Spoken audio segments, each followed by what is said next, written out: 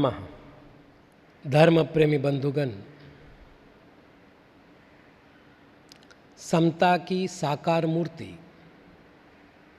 आचार्य श्री विमल सागर जी महाराज इस विषय पर कुछ तथ्य प्रस्तुत करने के लिए मैं उपस्थित हुआ हूँ। साधुओं का जितना क्रियाकलाप है वो केवल समता को प्राप्त करने के लिए ही किया जाता है। साधुओं के द्वारा रत्नत्रय का जो आराधन किया जाता है वो केवल एक समता में समाहित हो जाता है। आचार्य कुंद कुंद महाराज के अनुसार धम्मो जो सो समोत्त निदिठो, जो धर्म है वह केवल समता ही है। जहां समता नहीं वहां धर्म भी नहीं। इसलिए साधु वह जो समता में निमग्न है। समता शब्द संस्कृत भाषीय शब्द है। सम उपसर्ग है जिसमें अच प्रत्यय लगने के बाद सम शब्द बना है। उसके बाद उसमें तल प्रत्यय लगा है जिससे समत शब्द बनता है, और फिर स्त्रीलिंग के अर्थ में उसमें टाप प्रत्यय लगता है जिससे समता शब्द बनता है। समता शब्द का अर्थ है जीवित मरने लाहा लाहे संजोग विपजोगेय बंधुरि स्व दुखादो समदा सामायम नाम। समता कहो या सामायिक कहो, जीवन में जो परस्पर विरुद्ध परिस्थितियां आती है, जीवन है, मरण है, हानि है, लाभ है, संयोग है, वियोग है, इन सभी विपरीत परिस्थितियों में मनस्थिति को विचलित नहीं करना,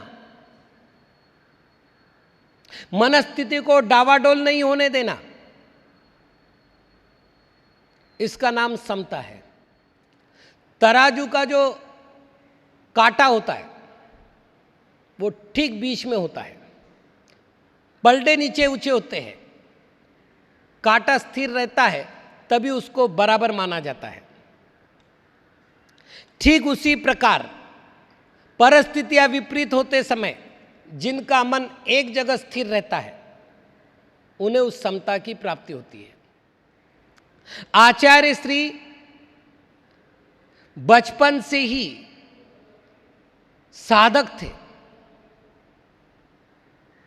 दीक्षा भले उन्होंने बाद में ली है, लेकिन सबसे पहले अध्ययन के लिए उन्होंने घर छोड़ा था,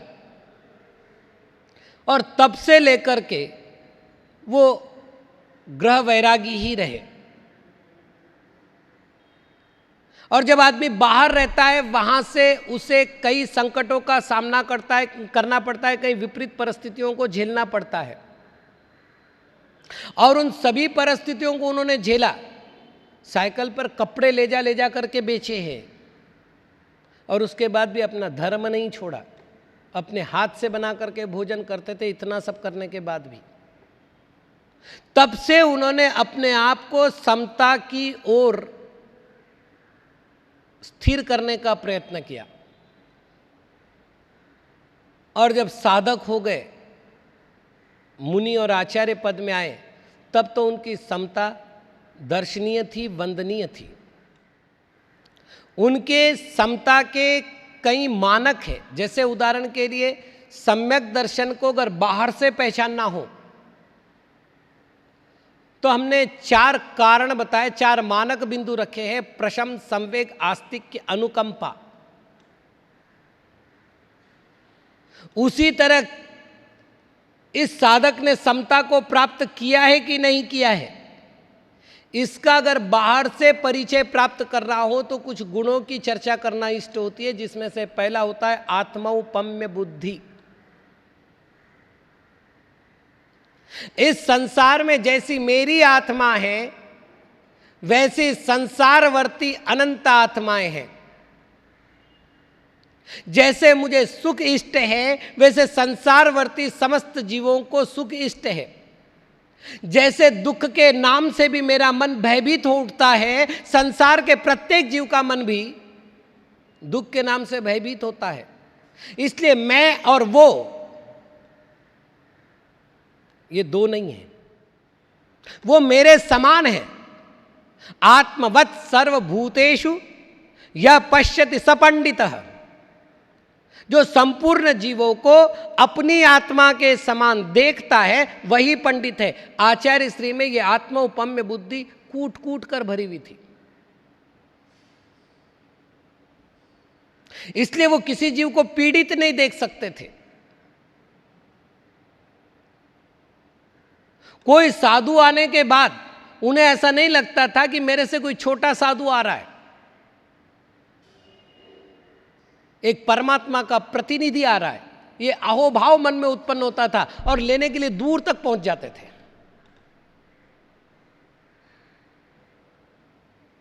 संघ में आने वाले साधुओं को ऐसा नहीं लगता था कि हम किसी और आचार्य के पास आए हैं, ऐसा लगता था जैसे हम उन्हीं के घर में आए हैं। मंद मुस्कुराहट, आशीर्वाद का हाथ, ये उनके ऐसे दो शस्त्र थे कि जिससे उन्होंने पूरे भारत को जीत रखा था। कभी किसी जीव को मेरे द्वारा कष्ट हो, यह भावना तो उनके मन में आई ही नहीं। यह उनकी समता का सबसे बड़ा परिचय पत्र था। समता का दूसरा मानक होता है निरहंकारिता। आचार्य श्री आयुर्वेद के महान ज्ञाता थे। मंत्र शास्त्र और निमित्त शास्त्र संभवतः 20वीं शताब्दी में उनसे बड़ा उसका आधिकारिक विद्वान नहीं हुआ। विशाल संघ, सुव्यवस्थित व्यवस्थाएं, सर्वत्र यश, निष्कलंक चारित्र, पता नहीं कितने गुण उनमें थे। यदि इनमें से एक एक गुण भी किसी के पास आ जाए तो वह अहंकार के शिखर पर चढ़ पड़े। और आचार्य श्री, उनको अहंकार छू तक नहीं पाया। संघ की व्यवस्था में अपने आप को बाजू को रखकर संघ चलाते समय कई बार अहंकार के टकराव से बचना पड़ता है। आप देख लीजिएगा, भरत सागर जी को जिस दिन से उपाध्याय पद दिया, अध्ययन की जवाबदारी उनको दी। स्यादवाद मती माता जी ने जैसे ही साहित्य लेखन का काम शुरू किया, तद योग्य उनको मदद की, आप अपना काम करो। कहीं भी बीच में आकर के उनके अहंकार ने उस कार्य में बाधक बनने का काम नहीं किया। तप उत्कृष्ट था, त्याग उत्कृष्ट था, यश उत्कृष्ट था, और इन सब के बावजूद मार्दव धर्म के परिपालक आचार्य श्री के मन में अहंकार ने स्पर्श नहीं किया। यह उनके समता का सबसे बड़ा परिचय था। समता का तीसरा परिचय पत्र होता है वैचारिक सहिष्णुता की प्राप्ति। हम यदि दैनंदिन जीवन में देखते तो जो विचार हमें सहन नहीं होते, जो क्रिया हमें सहन नहीं होते, हम तत्काल उग्र हो जाते हैं।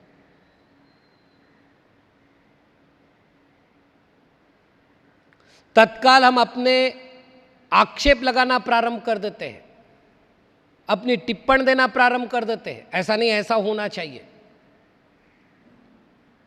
आचार्य श्री के पास प्रभाव था, चाहते तो अपने विचार दूसरे पर थोप सकते थे, किंतु इतनी सहजता थी कि दूसरे के विचारों को कभी उन्होंने खंडित नहीं किया। उनके कई भक्त तेरापंथ आमनाय के थे और कट्टर थे। आचार्य श्री स्वयं आर्ष परंपरा के कट्टर समर्थक थे और व्यक्तिगत जीवन में कट्टर समर्थक होने के बाद भी उन्होंने एक भी भक्त से नहीं कहा कि तुम आकर के पंचामृत अभिषेक करो या तुम नहीं करोगे तो नरक जाओगे। अपने विचार नहीं थोपे, करना हो करो, नहीं करना हो मत करो। इससे बड़ी बात क्या बता रहा हूं, 1 महीने में उनके पास रहा। भरत सागर महाराज जी ने कहा छोटा सा बच्चा है, प्रतिभाशाली है, इसकी दीक्षा हो जाए। दूसरा होता तो ये कहता कि बेटा बोलो कब का मुहूर्त निकालना है, ले लो दीक्षा। महाराज ने कहा मेरठ की ओर चल रहे हैं, देखेंगे, लेकिन जहाँ तक मुझे अनुमान है इसकी दीक्षा मेरे हाथ से नहीं होगी। मैं निकलने लगा, जब गुरु चरणों से दुख था, पीड़ा थी, फिर भी निकलना था, हाथ जोड़कर प्रार्थना की। उनके मन में कोई विरोध नहीं था कि मेरे पास से जा रहा है, किसी और के पास दीक्षा लेगा। जाओ, तुमसे अच्छी धर्म प्रभाव ना होगी और अच्छी साधना करोगे, जीवन के अंत तक तुम्हारी साधना अच्छी चलेगी। सुविधिमती माता जी जब ब्रह्मचारिणी थी, हमने उनसे कहा बेटा दीक्षा के बाद यात्रा करना बड़ा कठिन होता है, तो दीक्षा से पहले यात्रा कर लो ताकि निश्चिंत हो सको। तो यात्रा के निमित्त से सम्मेद शिखर गई, वहाँ पर आचार्य श्री विराजमान थे। नमोस्तु करके कहा गुरुदेव मैं सुविधि सागर महाराज से दीक्षा ले रही हूँ, मुझे आशीर्वाद दो। संभवतया असहिष्णु व्यक्ति होता तो वो इतना तो कहता है, एक छोटे से साधु से जिसके पास अनुभव नहीं, उससे दीक्षा लेने के बजाय किसी बड़े आचार्य से दीक्षा ले, यहीं ले ले। शब्द था बेटा शिष्य का कल्याण गुरु के चरणों में होता है, जिसको गुरु बना रही हो जीवन के अंत तक उसको मत छोड़ना, तू सुखी रहेगी। अभी भी कई बार मैं माता से कहता हूँ ना विहार कर जाओ, तो बोलते मेरे को तो आचार्य श्री का आदेश है, मैं संग छोड़कर नहीं जाऊंगी, मैं तो यहीं सुखी हूं। विचार थोपे नहीं, अपना प्रभाव किसी पर लादा नहीं। और विरोधी भी जब सामने आए, जिन्होंने उनका कट्टरता से विरोध किया था, ऐसे कई उदाहरण हैं, सामने आए तो उन्होंने उस पर कभी प्रतिकार नहीं किया। पूर्णिया कांड तो उस समय का सबसे बड़ा कांड है, जहां संघ के साथ वालों की गाड़ियां जलाई गई, संघ पर उपद्रव करने का प्रयत्न किया गया। और ऐसे समय में जब आचार्य श्री से कहा गया कि महाराज क्या करना है, तो महाराज ने कहा अज्ञानी जीव अज्ञानता में जो कर जाते हैं उनका वो भोगे, मुझे कुछ भी नहीं करना है। यदि एक स्टेटमेंट दे देते सरकारी किसी कर्मचारी को कि इनको अरेस्ट कर लिया जाए, इन पर मुकदमे चलाए जाए, तो उस समय की परिस्थिति ऐसी हो गई थी कि मानना ही मानना था, एक शब्द भर भी नहीं। वही समता, वही निश्चिंतता। समता भावी की परीक्षा में एक और गुण मिलता है और वो होता है भाषा की मृदुता। जब मैं प्रत्येक जीव को अपने समान मानता हूं, जब प्रत्येक जीव में मैं सिद्धत्व देखता हूं, तो किसी भी जीव के प्रति मैं छोटी भाषा का प्रयोग कैसे कर सकता हूं। जिन्होंने आचार्य श्री के सानिध्य में रहने का सौभाग्य प्राप्त किया है, उन जीवों से पूछा जाए आचार्य श्री की भाषिक मृदुता कितनी अच्छी थी। आओ बेटा, बैठो बेटा। अरे तुरे की भाषा कभी उनके मुंह से नहीं निकली। उनकी आयु हमारे दादाजी से अधिक थी। मैं जब उनके चरणों में गया था, उस समय मैं केवल 16 वर्ष का था। लेकिन आचार्य श्री के चरणों में जब भी गया और उन्होंने जब भी वार्तालाप किया है, ब्रह्मचारी जी इधर आइए, ए ब्रह्मचारी इधर आ नहीं। एक दिन हम बहुत चिढ़ गए क्योंकि चित्राबाई ने कहा चौके में खाना है तो काम करना पड़ेगा। मैंने कहा मैं नौकरी करने नहीं आया हूं, ब्रह्मचारी बन करके आया हूं, मुझे नहीं करना काम। चित्राबाई आई, महाराज के सामने खूब सारा बोल गई। ऐसे बच्चों को संग में रखा है जो उद्दंडता से जवाब देते हैं। आचार्य महाराज ने एक बार भी नहीं पूछा कि आपने बोला क्या। चित्राबाई अपनी सारी बातचीत करके चली गई। आचार्य श्री ने मुझसे कहा, बेटा चौके में जो काम होता है वो किसी चित्राबाई का नहीं होता, वो साधु की वैयावृत्ति का होता है। और साधु की वैयावृत्ति को पूजा न समझ करके काम समझने वाला ब्रह्मचारी कैसे हो सकता है। बेटा आप प्रतिभाशाली है, विचार करना, करो नहीं कहा। संग में रहना है तो काम करना पड़ेगा, ये शब्द नहीं था, भाषिक मृदु था, विचार करो। लेकिन वो वाक्य आज भी याद आता है कि चौके का काम किसी चित्राबाई का नहीं होता, चौके का काम पूजा का है, क्योंकि साधु की वैयावृत्ति का है। सोचो, दूसरे दिन मुझे कहना नहीं पड़ा, सुबह उठा, सौले के कपड़े पहने, जाकर चौके में मदद को बैठ गया। एक भाषा होती है जो दूसरे को पीड़ित करती है, और एक भाषा वो होती है जो दूसरे को परिवर्तित करती है। आचार्य श्री में जो भाषा थी वो पीड़ित करने वाली नहीं थी, परिवर्तित करने वाली थी। ये उनके समता का प्रभाव था। परिस्थितियां उनके जीवन में भी आई।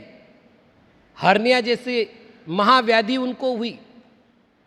यदि उनकी जगह मैं होता तो शायद समाज से कहता है डॉक्टर को लाओ, ये करो वो करो, देखो तो सही मेरे को इतनी पीड़ा हो रही है। महाभयंकर पीड़ा होती थी।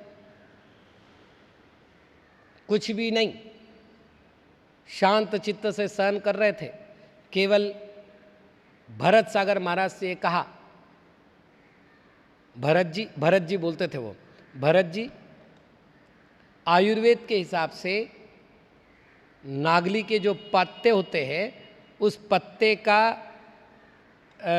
व्यवस्थित चूर्ण बनाया जाए, मतलब पीसा जाए और चटनी टाइप बना कर लगाया जाए तो हर्निया पर फायदा होता है।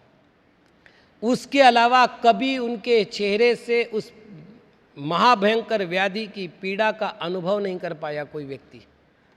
उनकी इसी समता का प्रभाव था कि उनकी चारित्रिक क्षमता विकसित थी। पर संगों में भी उनके प्रति आदर का भाव था।